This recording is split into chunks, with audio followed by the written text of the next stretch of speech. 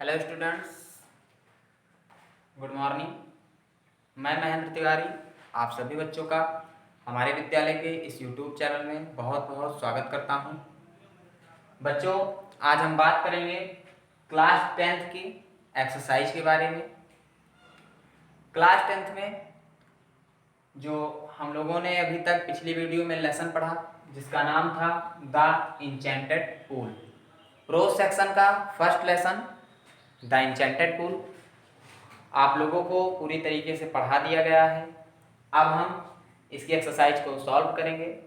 तो चलिए इसकी एक्सरसाइज को ध्यान से देखते हैं। क्लास 10th सबसे ऊपर लिखा है, जो बोर्ड में दिखाई दे रहा है आप लोगों को। इसके बाद लिखा है एक्सरसाइज पार्ट 1। ये पार्ट 1 इसलिए लिखा है कि ये जो एक्सरसाइज है हमारे विद्यालय की हैं, आप लोगों में कंफ्यूजन ना हो, इसलिए हर वीडियो को पार्ट 1 पार्ट 2 इस तरीके से करके एक्सरसाइज को आप लोगों को भेजा जाएगा। तो एक्सरसाइज जो पार्ट 1 का वीडियो आज आप लोगों को जा रहा है, लेसन का ऊपर नाम लिखा है लेसन फर्स्ट और लेसन का नाम लिखा है द इंचेंटेड पूल। लेसन की क्रम संख्या पहला अध्याय है और लेसन का नाम है द इंचेंटेड पूल।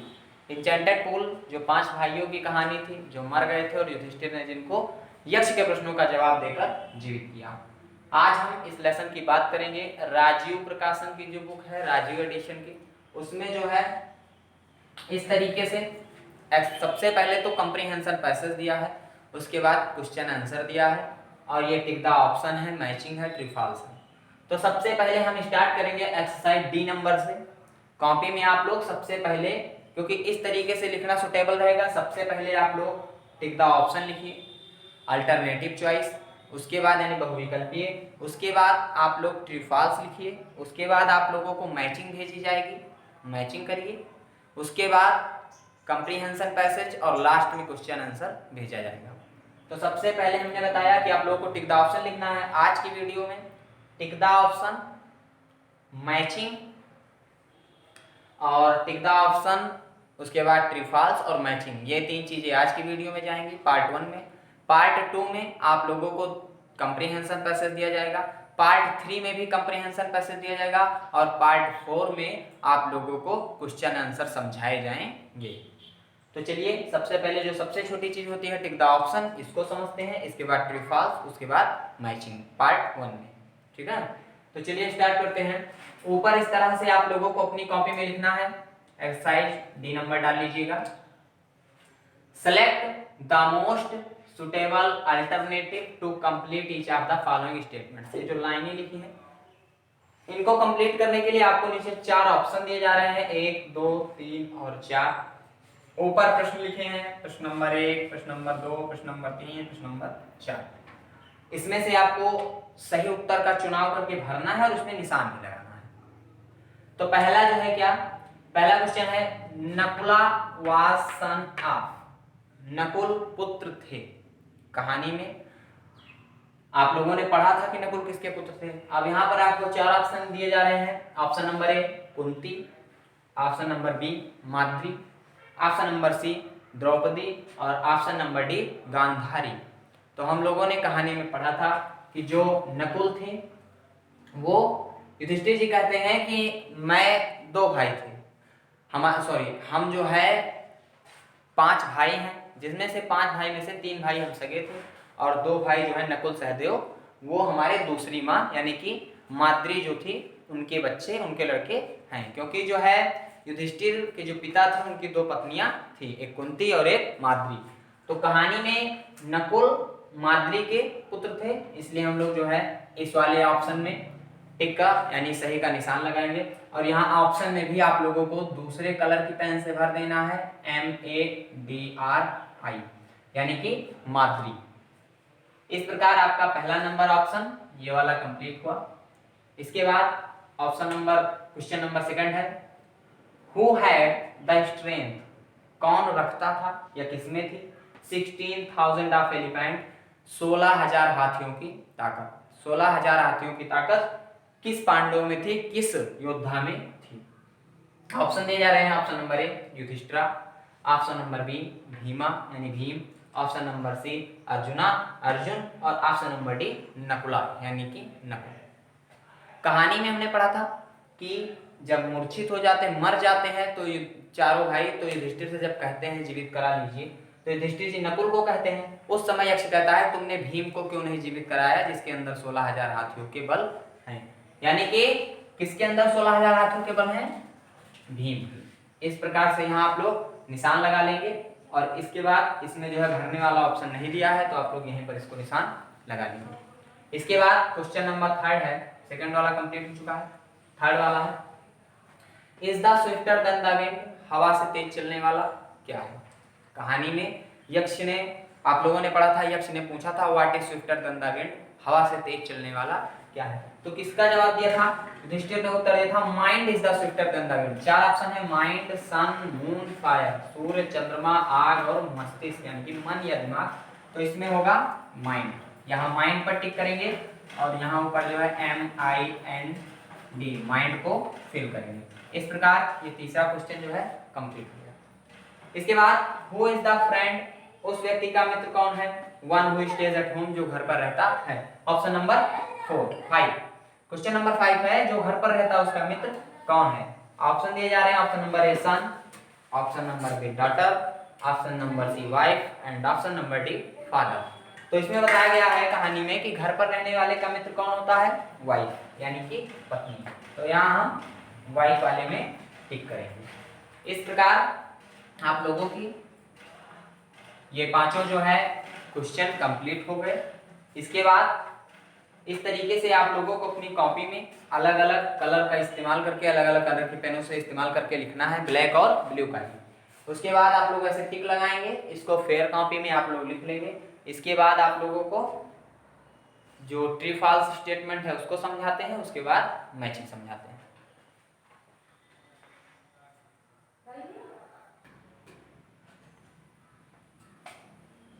तो चलिए बच्चों, जिस तरीके से हमने अभी बताया कि जो दूसरा क्वेश्चन है जिसमें हमने बताया था कि आप लोगों को ट्रू और फॉल्स स्टेटमेंट दिए जाएंगे, तो सबसे पहले जानिए ट्रू और फॉल्स स्टेटमेंट क्या होते हैं। स्टेटमेंट का मतलब होता है किसी वाक्य को, और ट्रू एंड फॉल्स जैसा कि यहाँ लिखा है TRUE और FALSE। ट्रू का मतलब होता है सही और फॉल्स का मतलब होता है गलत। ठीक है, जैसे हम लोग अभी तक पढ़ते थे हिंदी में कि सही या गलत का निशान लगाइए, उसी तरीके से इसमें लाइनें लिखी रहेंगी अंग्रेजी में, आपको उसका अर्थ समझना है। उसके बाद सामने से बॉक्स दिए रहेंगे, इनमें आपको सही और गलत का चाहे निशान लगाइए, चाहे ट्रू अथवा फॉल्स लिखिए। तो देखिए इस एक्सरसाइज में आप लोगों को 5 जो है स्टेटमेंट्स दिए जा रहे हैं। पहला है कहानी से ही संबंधित, ये पांचों है। आपका फर्स्ट चैप्टर एंचेंटेड पूल से आया है। इस प्रकार से कॉपी में लिखेंगे से whether each of the following statements is true और फॉल्स, यानी कि जो स्टेटमेंट्स है ये ट्रू है कि फॉल्स है आपको बताना है। ठीक है, तो पहला है आपका क्या, युधिष्ठिरास ब्रदर्स। युधिष्ठिरास ब्रदर्स का मतलब होता है युधिष्ठिर के भाई। वेयर वेरी थर्स्टी, बहुत ही प्यासे थे। युधिष्ठिर के भाई बहुत ही प्यासे थे। अब इसमें आपको बताना है ये बात सही है कि गलत है। तो हम टिक द ऑप्शन में से इस प्रकार का निशान नहीं लगाएंगे, ट्रू फॉल्स ही लिखेंगे। ये बात क्या है, ट्रू, यानी कि हम इसमें लिखेंगे TRUE, ट्रू, यानी कि युधिष्ठिर जो है बहुत ही, युधिष्ठिर के भाई बहुत ही प्यासे थे। Question number first complete. इसी प्रकार दूसरा statement, Yama had taken the form of Yaksha. Yam ने यक्ष का रूप लिया था। कहानी में आप लोगों को अंत में बताया गया था कि यम जी थे जिन्होंने यक्ष का रूप धारण किया था। तो इस प्रकार ये भी स्टेटमेंट क्या है, ट्रू, ये भी स्टेटमेंट ट्रू है। इस प्रकार तीसरा, Madri was mother of Bhima. Madri Bhim की माता थी। हमने बताया है आप लोगों को कि माद्री जो है भीम की माता नहीं थी। भीम, अर्जुन और युधिष्ठिर की माता कुंती जी थी और नकुल और सहदेव की माता माद्री जी थी। तो यहाँ पे बात हो रही है भीम की। तो भीम किसके पुत्र थे, भीम माद्री के पुत्र नहीं थे, भीम तो कुंती के पुत्र थे, यानी कि माद्री भीम की माता नहीं थी। तो इसमें हम लिखेंगे फॉल्स, FALSE। ऐसी फॉल्स। ये स्टेटमेंट फॉल्स है। स्टेटमेंट नंबर 4 3 कंप्लीट हो चुका है। 4 में युधिष्ठिराज ब्रदर्स, युधिष्ठिर को जो भाई थे, would not come back to life, उनका जीवन वापस आया कि नहीं आया। इसमें हम लोग लिखेंगे युधिष्ठिर के भाइयों का जीवन वापस आया था कि नहीं। क्या हो रहा था कहानी के अंत में कि सब उनके भाई जीवित हो गए थे। और क्या कह रहा है, Yudhishthira's brothers would not come back to life, जीवन वापस नहीं आया। तो ये बात गलत है क्योंकि यक्ष ने अंत में उन सबको जीवित कर दिया था, इसलिए यहाँ लिखेंगे FALSE फॉल्स। फॉल्स मतलब ये बात भी गलत है। इसके बाद Yudhishthira's answer all question of यक्षा, Yudhishthir ने यक्ष के सभी प्रश्नों का उत्तर दिया, ये बात सत्य है। इस प्रकार यहाँ इसे लिखेंगे ट्रू। ऐसे आपके स्टेटमेंट नंबर 4 और 5 भी कंप्लीट हो गए।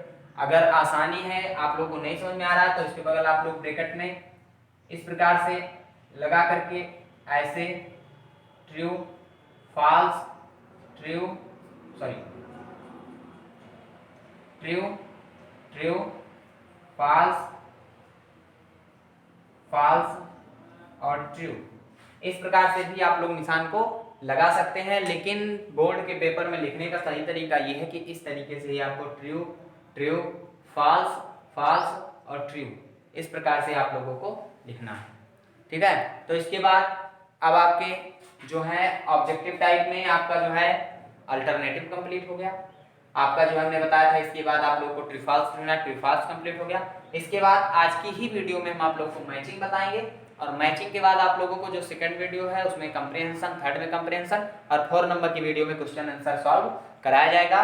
तो आइए अब इसकी जो है जो थर्ड नंबर स्टेटमेंट है मैचिंग का, मैचिंग को हम लोग सॉल्व करेंगे, उसके बाद ये वीडियो कंप्लीट हो जाएगी।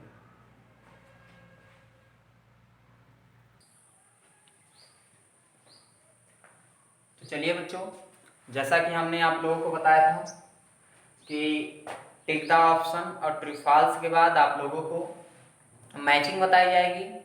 तो अब आप लोगों के सामने जो है मैचिंग है।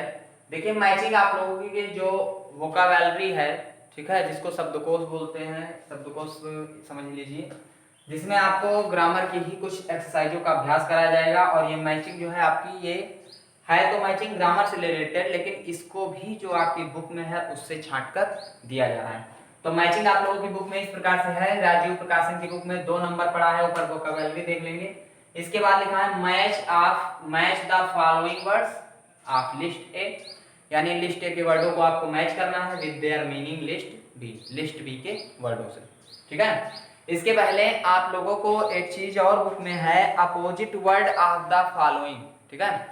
Opposite word of the following जो है वो हम आप लोग को अगले वीडियो में भेज देंगे, आप लोग तब तक ये मैचिंग लिख दीजिएगा। तो देखिए लिस्ट ए में 4 लिस्ट आप लोगों को दी जा रही है, यानी कि 4 पॉइंट में है, 1 2 3 और 4, 4 जगहों पर मैचिंग दी जा रही है।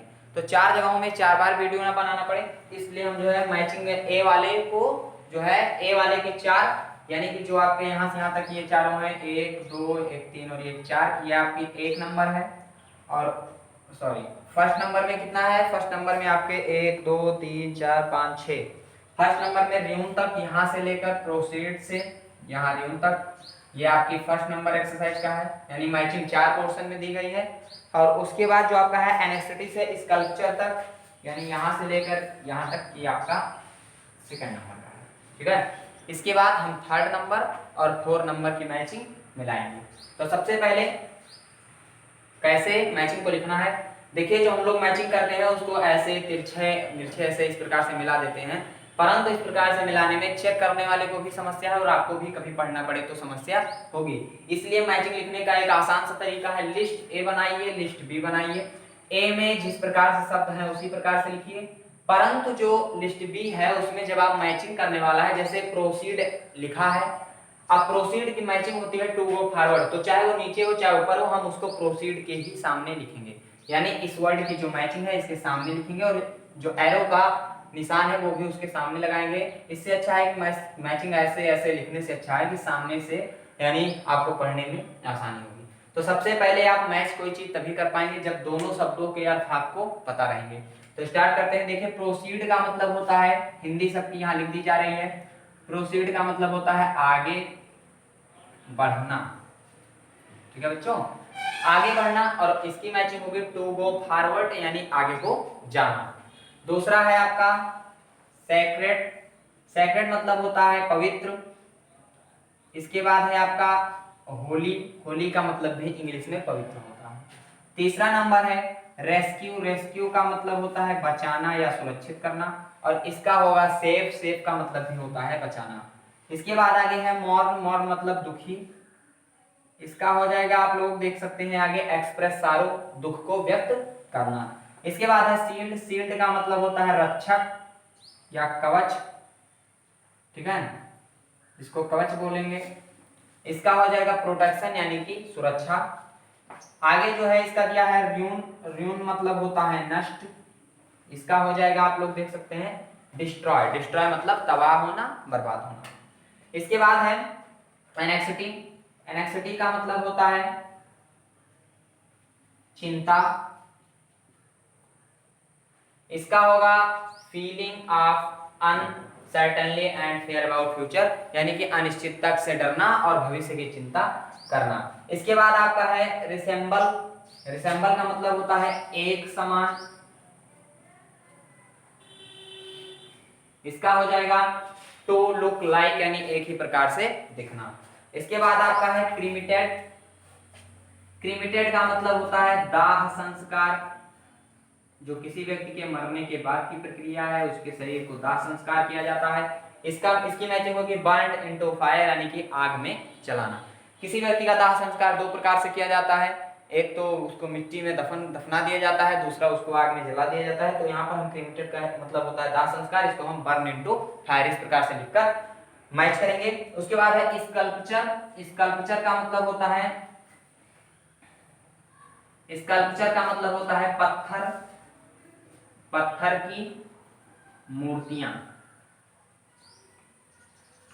पत्थर की मूर्तियां, स्कल्पचर मतलब होता है पत्थर की मूर्तियां। इसको हम लोग आर्ट ऑफ स्टोन कार्विंग, यानी कि आर्ट ऑफ स्टोन कार्विंग का मतलब होता है कि पत्थरों पर तराशी गई यानी बनाई गई डिजाइन, ठीक है। तो इसके साथ इस तरीके से आपकी जो है दो सेक्शन की जो है मीनिंग कंप्लीट हो चुकी है, मैचिंग। इसके बाद आप लोगों की दो सेक्शन की मैचिंग जो है और बच रही है, लेकिन जो है यहाँ पर जो है समय बहुत ज्यादा हो रहा है, इसलिए हम आप लोगों को ये जो दो मैचिंग बच रही है, अभी दो मैचिंग और है राजीव प्रकाशन की बुक में, और जो दो मैचिंग के बाद जो है जो आपका अपोजिट वर्ड एक छूट रहा था, इसमें सेक्रेट, फेंट, मॉर्न, हैप्पीनेस और बिगेस्ट है, इसको जो है हम दोनों जो है अगली वीडियो में भेज देंगे, वीडियो नंबर 2 में। तब तक आप लोग जो है इसको देखिए, इसको अपनी कॉपी में आप लोगों को लिखना है।